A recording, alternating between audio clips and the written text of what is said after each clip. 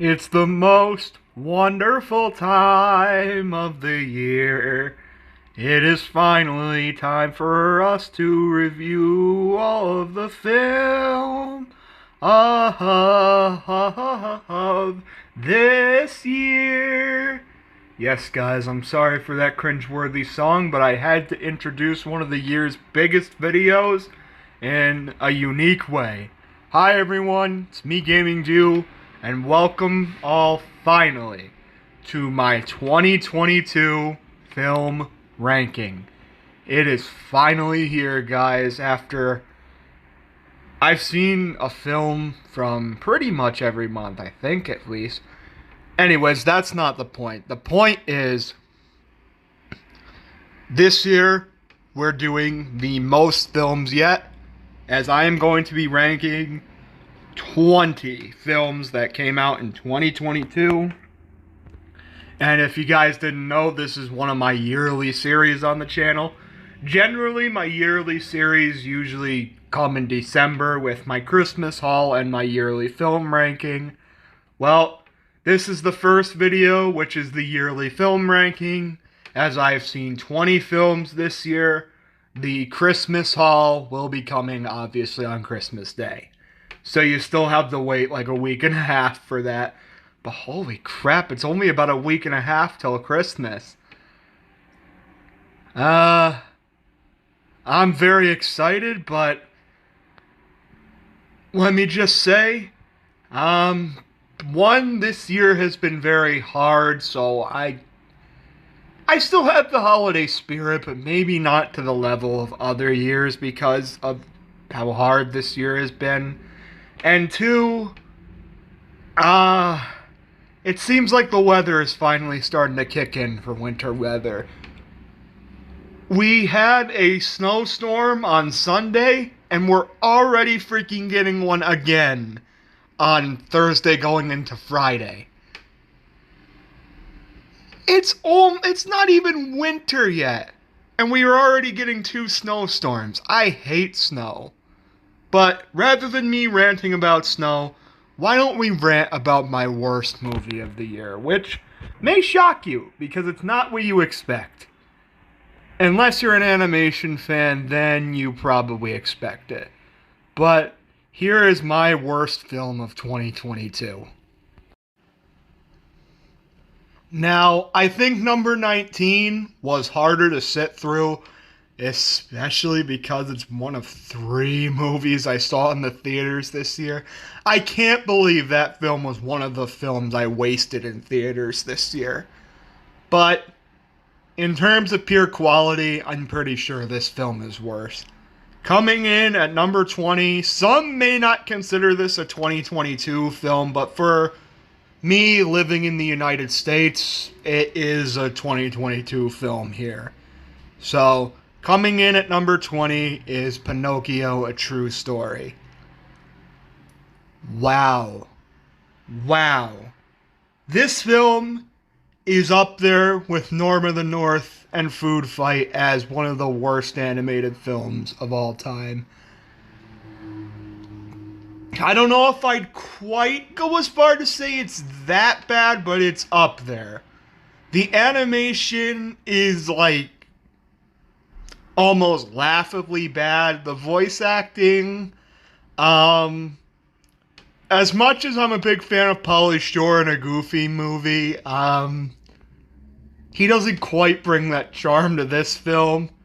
Tom Kenny as Geppetto honestly isn't that bad, but he's still not great.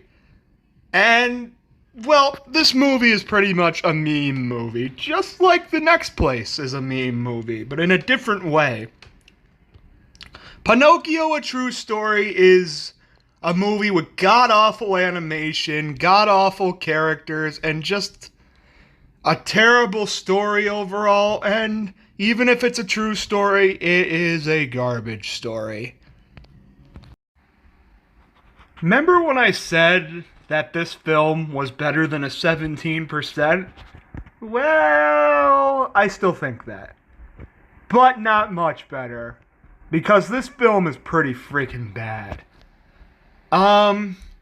This is the worst Marvel movie since Fan Four Stick, I think.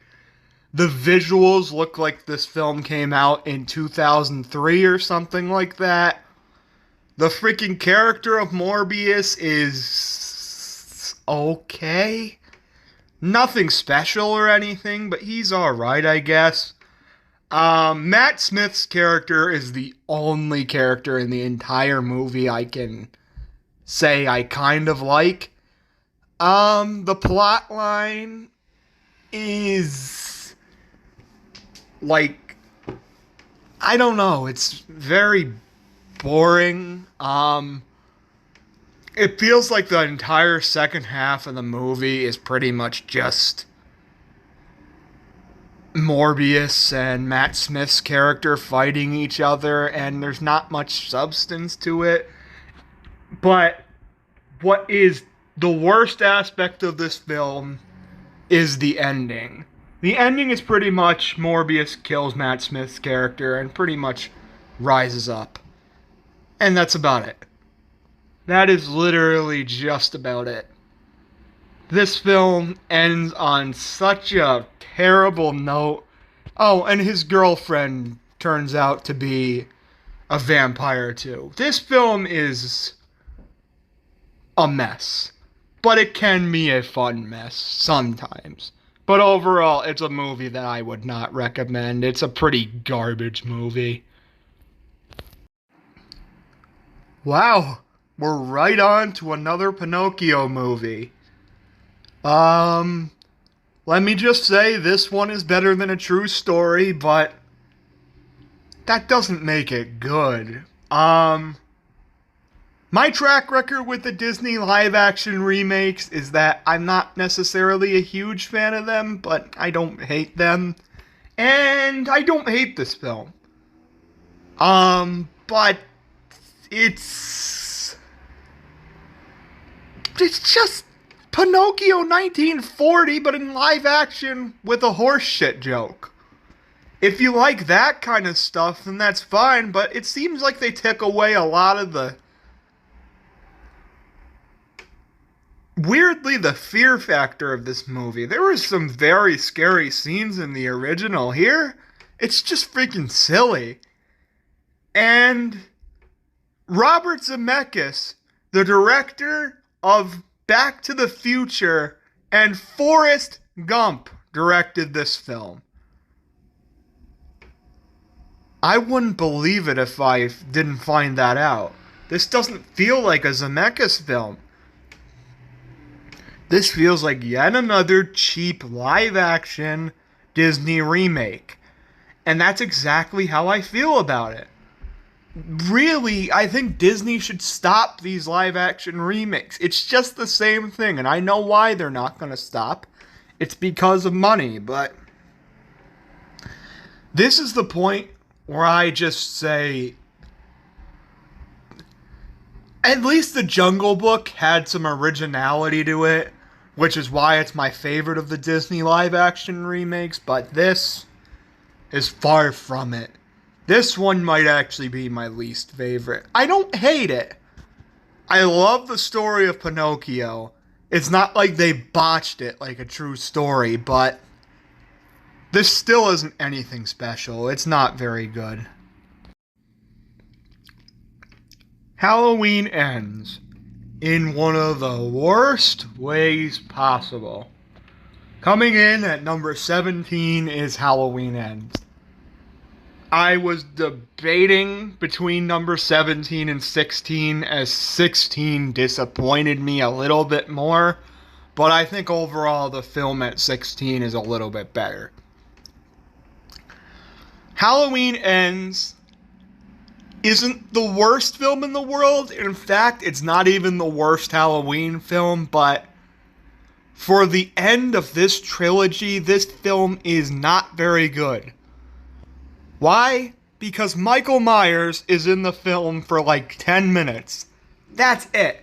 I know what you're saying. Isn't he supposed to be in the shadows and stuff like that? Yes, he is. But that's not the issue.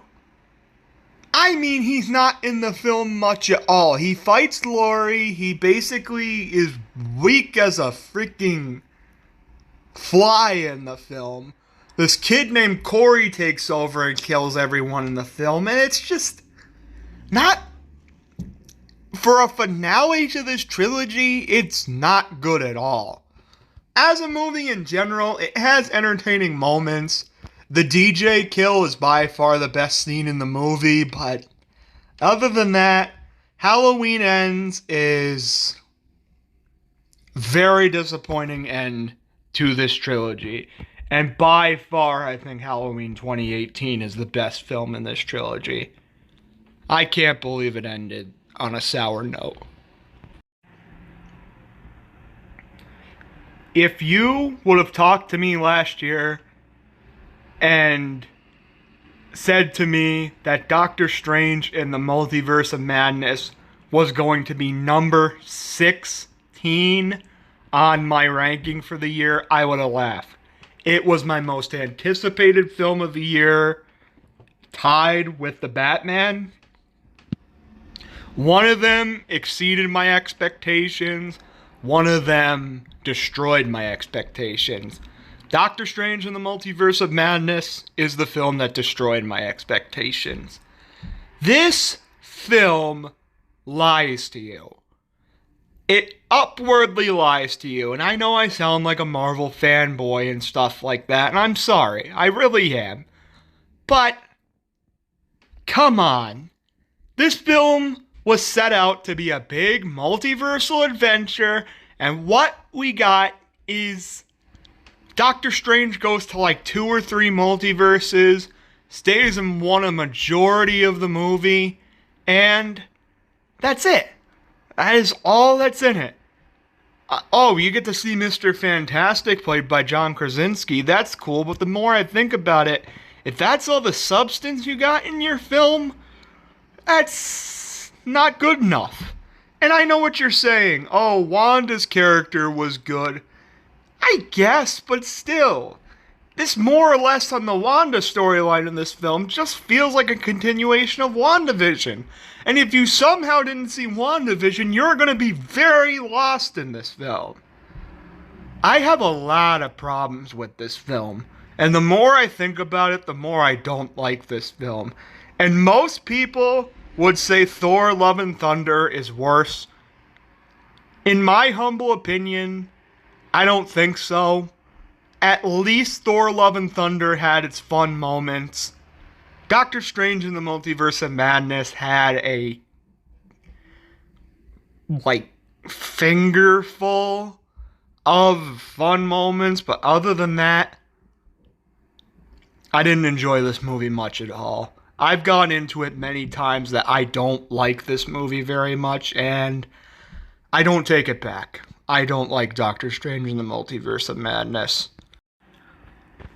You remember how they said, oh, we don't need a Toy Story 4, we don't need a Toy Story 4 back in 2019? That's exactly how I feel about Lightyear. We don't need a solo real-life Buzz Lightyear film. And it shows, because it's not great. Mainly the feeling I feel with this film is boredom. Yeah, seeing the real-life Buzz Lightyear is entertaining after a while, but the twist in this film, which it's been long enough, I'll reveal it, is Zurg is just an older version of Buzz Lightyear, is... What? Why would you do that? How does that make sense? And I was expecting this was going to be the better of the 2 Pixar films this year. And well, Turning Red wasn't the best Pixar film and not even close. At least it was entertaining most of the way through. This is just boring most of the way through. And in my opinion, it is the worst Pixar film of the year, and I might even go as far to say it's the worst Pixar film since, probably Cars 3. This film just bored me pretty much the entire way through. Chip and Dale Rescue Rangers was originally a film I wasn't even planning on watching, but there's one thing that made me say, okay, I gotta see this. It's the fact that they pretty much got so many damn characters in this film, making this basically ultimate character of the movie or something like that. This includes up to original Sonic movie design Sonic. That's freaking hilarious. And as a pretty big fan of the Sonic movie, you'll see where actually Sonic 2 ends up pretty soon. I like that touch. I like all the character cameos. Other than that, I'd say this is by far the best film so far, but still, I'd probably call it good, but not great. Chip and Dale are alright in the film, but you really come to this movie for all the cameos. This, originally I was going to do a review and say that this is a better version of Doctor Strange in the Multiverse of Madness, and you know what? Technically it is. But I don't know if I'd totally go with that statement, because it's still not a great movie, but it at least had more enjoyable moments than Doctor Strange. I can't believe that I'm putting Chip and Dale Rescue Rangers over Doctor Strange in the Multiverse of Madness, but unlike Doctor Strange, I actually overall enjoyed this film. So, yeah. Coming in at number 14 is Rescue Rangers. Scream 2022 is coming in at number 13. I love the first Scream movie. I think it's a phenomenal movie. I think all the other sequels I pretty much think are just pretty much the same, but adding a little bit of an aspect of different horror movies. And pretty much how I feel about this. How this kind of references the Halloween 2018 style of reboot and stuff like that. That's pretty cool, but overall, I pretty much feel how I feel about every other Scream sequel with this film. I enjoyed it overall, but it's not going to top the first film. The first film is just a freaking classic in my opinion. I love the original Scream from 1996. If it wasn't for the Freddy movies directed by Wes Craven, it would be my favorite Wes Craven film. But New Nightmare and Nightmare on Elm Street just take the cake for me. But that's still, I enjoy this film overall. But it's just the fact that I feel pretty much the same on every other Scream sequel that I feel to this film. It's good, but nowhere near as good as the original. Man, Turning Red is a controversial film. And you know what? I kind of like it. I said I loved it originally. I don't know if I'd quite go that far, but between this and Lightyear, I think this is the much better Pixar film this year. I'm going to get into my one and only negative first, or my one and only really huge negative. And you may be saying, oh, is it the period stuff? Nope, that didn't really bother me all that much. May's mother, on the other hand, really did bother me. She was an overbearing, overprotective mother character that is like a much worse version of Marlin from Finding Nemo. And she really got on my nerves by the end of the movie. What happens to her towards the end of the movie is really beautiful and honestly heartwarming, but through like 90% of the movie, she's a very annoying character. I was expecting May and her friends to be a lot worse than her, but May and her friends are a lot more tolerable than that character is. They're actually pretty good characters. I really like their friendship. I like the fact that they got May's back throughout the entire movie. It is a little bit boring at times, but other than that, overall, I do enjoy Turning Red. It's the better of the two Pixar films this year, but not by a ton. I don't really like Lightyear, but it's on the lower end of films I don't like, so I almost do, but this is a film that I like that if the mother character had even a slight bit more presence, I probably wouldn't have liked this movie much at all, but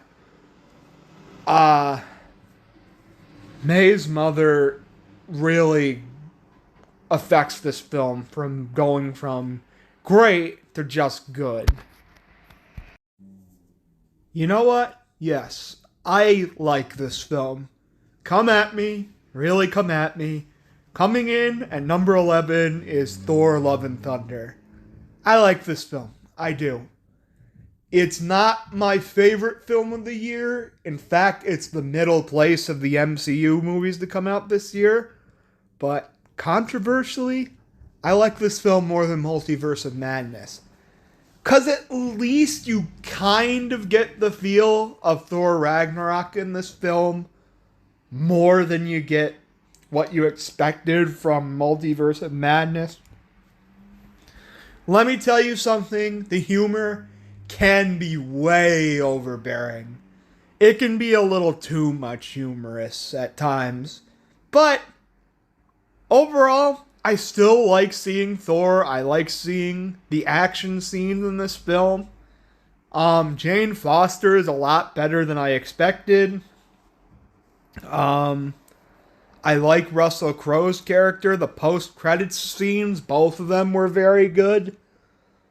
And I'd say about half of the humor was enjoyable in this film, while the other half is just cringeworthy. Honestly, probably some of the worst in the MCU. But overall, I did enjoy this film a lot.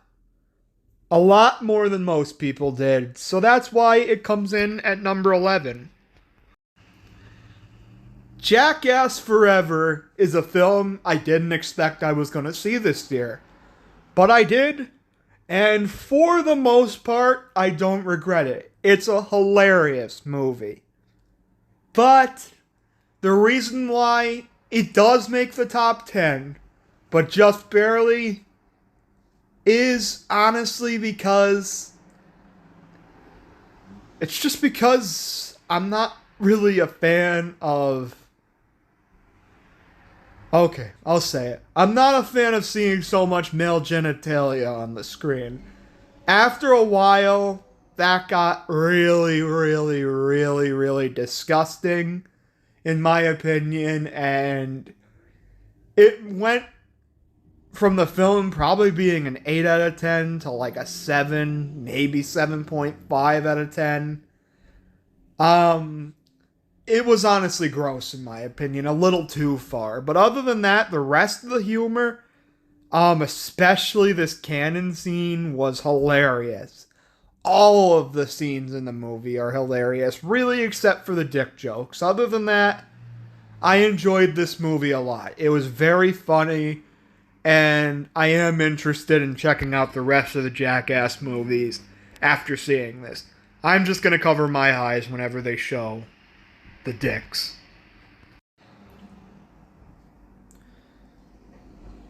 The fact that I like this film more than the original, and it's only number 9, proves 2022 is a pretty good year for movies in my opinion. Probably the best since 2019. Because I really like this film, and I believe Sonic the Hedgehog 1 was in the top 3 for 2020. I like this film more than the original, and it's only number 9. Coming in at number 9 is Sonic the Hedgehog 2. I really, really like this film, especially the dynamic between Sonic and Tails throughout the movie. There's a very heartwarming scene in it when they go to the Snow Lodge.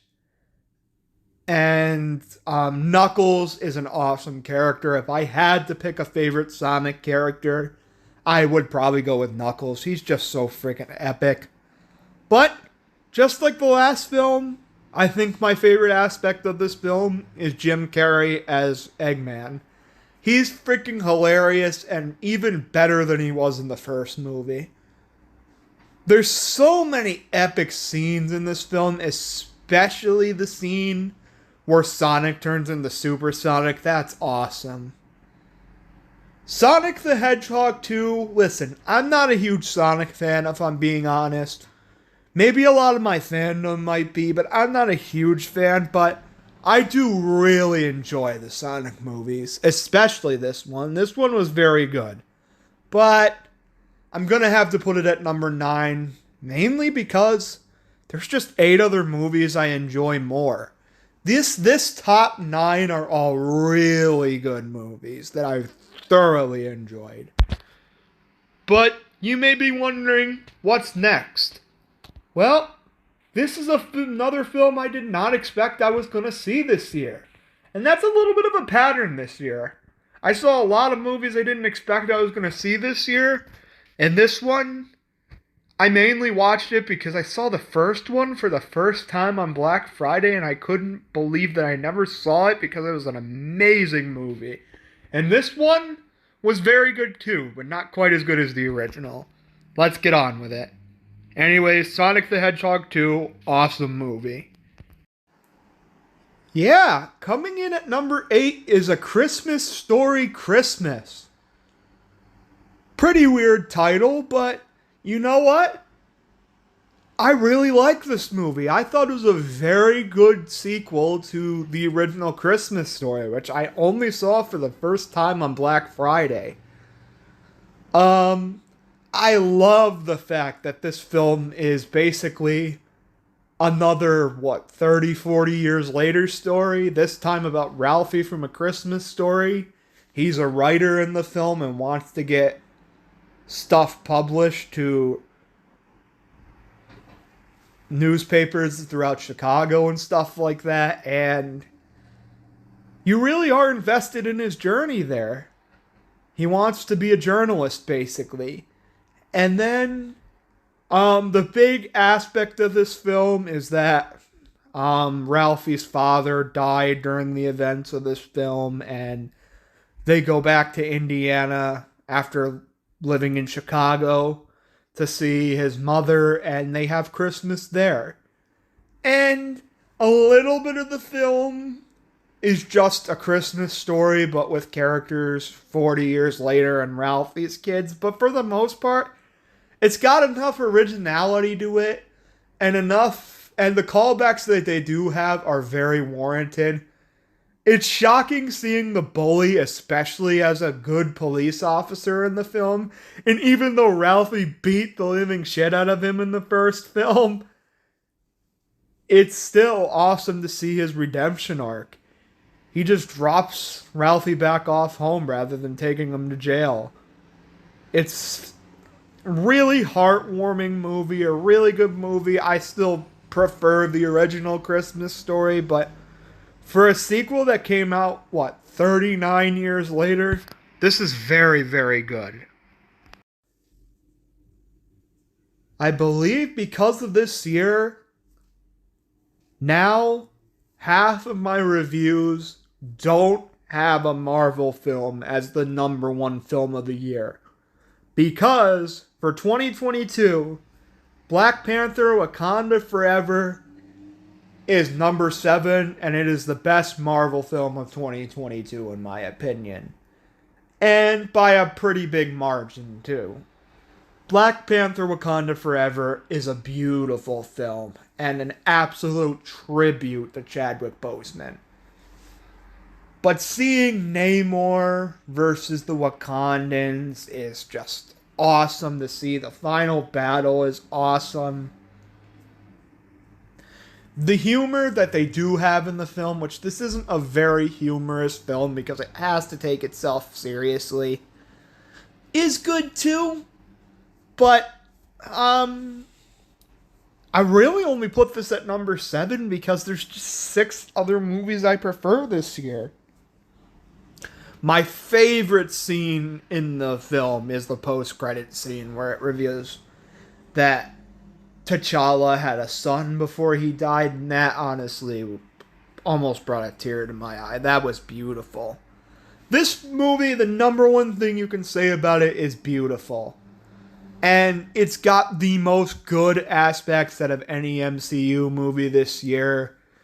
It's gut-wrenching, but it's also beautiful at the same time, and it is a film that I will definitely go back and watch.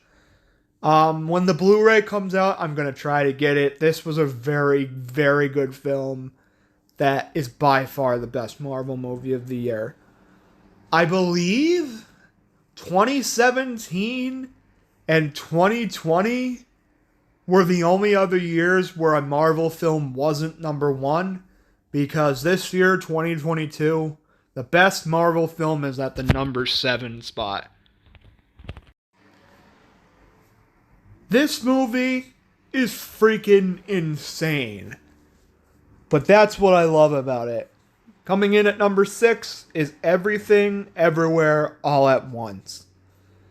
When I heard all the positive reviews about this film, I was dying to see it. And when I saw it, I wasn't disappointed.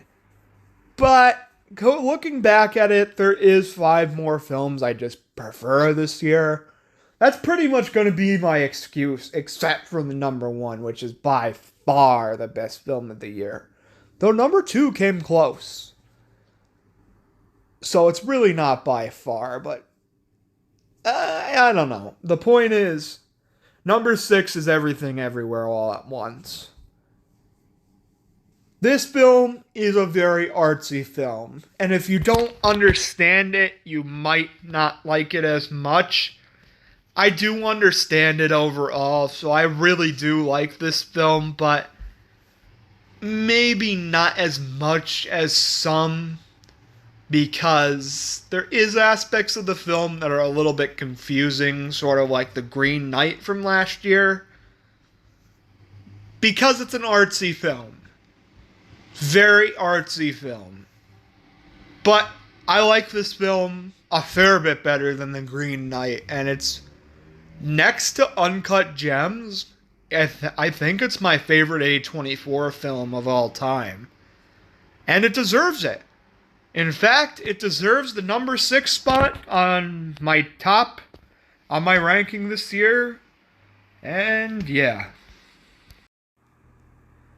And now we are here to talk about what is probably the biggest film of the year. Surprisingly, actually, I knew this film was probably going to be big, but how big it was, I wasn't expecting. Number 5 is Top Gun Maverick. This was a very, very, very good movie. It was an awesome movie. I just saw this film last night as of the recording of this video. It was awesome, but best film of the entire year, I wouldn't go that far. I love the action of this film. I love the return of Maverick and stuff like that, but again, just like I've said with a lot of the other choices on this list, it's just really at this point because of personal preference. And I guess I just wasn't that big of a fan of the first film, so I definitely think this film is better than the original, but maybe if I was a big fan of the original, this would have been the number 1 spot, but as it is, it's the 5th best film of the year for me. Not quite number 1, but I enjoyed it overall.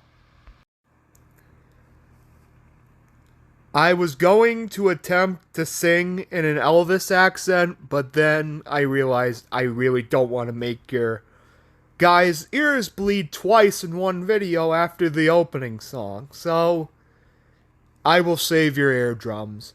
But Elvis was a freaking amazing movie. In 2019, I saw the film Bohemian Rhapsody. I am a bigger fan of Queen than Elvis. I love both. I love both of their musics, but in particular, I am a bigger Queen fan. In terms of their movies, I am a much bigger fan of Elvis. Bohemian Rhapsody was very good, but Elvis was awesome. Austin Butler, pretty much, I've never seen somebody portray the King of Rock quite as well as he has. He was awesome. They make Tom Hanks' character very, very Colonial Parker, isn't it? Or Colonel Parker. They make him super unlikable, but in a good way, and Tom Hanks' awesome acting. The story of Elvis, the way they tell the whole story of Elvis's life is amazing. It's when he goes to Las Vegas, the film starts to get very dramatic, and it's just an amazing movie. I was surprised how much I purely loved this film. The top three has some films that I was pretty surprised I loved as much as I did too. But Elvis might just be the biggest surprise of the year for me. I loved this film. This is one of those other films that I was seriously surprised with. I am surprised to say The Black Phone is my third favorite film of 2022. This film was scary. That's what I love about it the most. It's actually a film that made me very uneasy. And guess what? There really are no on-screen kills in this film. That's another thing I love about this film. There's death in the film, but it's really all off screen, and you get to see this boy who is basically kidnapped and is in a basement throughout the entire movie and tries to escape. And, well, it's, quite frankly, it's terrifying. The fact that a film where there's really no actual killings in it, the main bad guy dies in the end, but the fact that there's barely any killings in the film and it's this scary is so surprising. And even the characters like the abusive dad in the film make it very uneasy. And because of how scary this film is, it accomplished what it wanted to exactly. And that is why I adore The Black Phone, and it's my favorite horror movie probably in probably since, I might even argue the 90s. This might be the best horror movie of the entire century in my opinion. This film is a freaking masterpiece. I love The Black Phone is my point, and it is a damn amazing film. But there are two more films that are above it, and number two is probably the second biggest surprise of the year. Guillermo del Toro's Pinocchio. After seeing the previous two Pinocchio movies this year, I had zero interest in watching this film. It wasn't until I heard, oh, this is one of the year's best films. This is one of the best animated films of the year. I was seeing 5 out of 5s, 10 out of 10s, at lowest 9 out of 10s for this film. When I saw the incredible reviews for this film, I was like, I'm a bit fatigued of Pinocchio, but you know what? Because of all the amazing reviews, I'll give this a chance. I'm glad I did, because this film is a masterpiece in animation.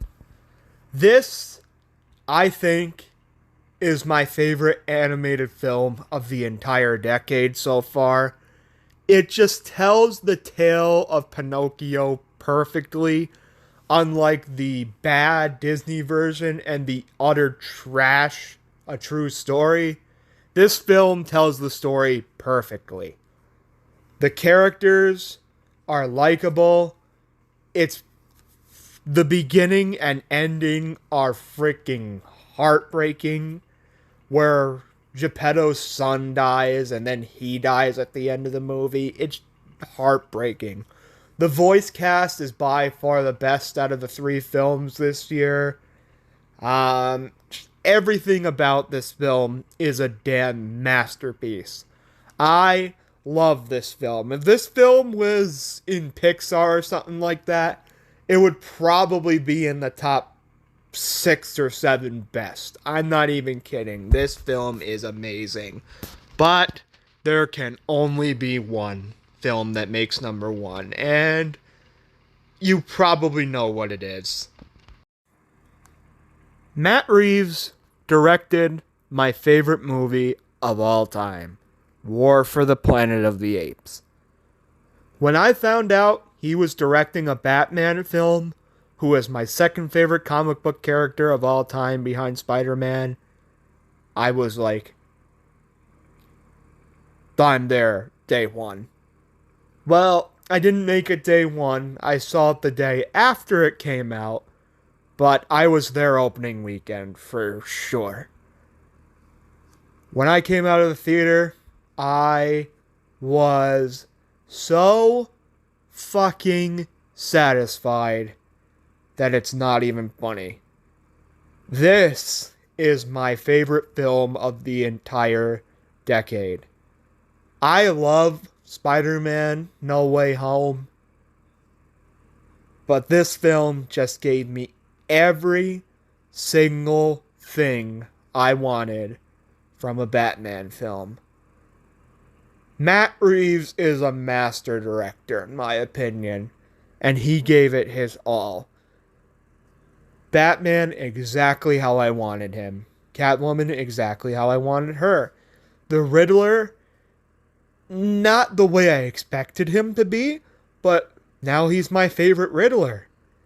There's just so much good in this film that it makes it a freaking masterpiece in filmmaking and is among my top 5 favorite comic book films of all time.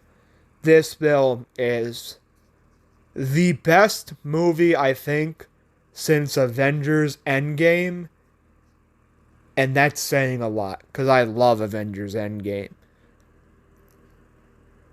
This is like probably toe to toe with Avengers Endgame as my favorite comic book movie of the last 5 years. Oh, I'd probably give Endgame the title, but by like a grain of sand. Like, the Batman is right behind it as my favorite comic book film of the last 5 years. Because this film is a masterpiece. And I will be going back and back to it all the time. Just like I do my favorite movie of all time, War for the Planet of the Apes. So, that's it for another year of films. We did it. The 2022 film ranking is officially over. Now, what about next year with 2023 films? Well, stay tuned soon for my top 10 most anticipated films of 2023, which will be coming very soon. But until then, that's about it. Gaming Jew here. See you later. Bye.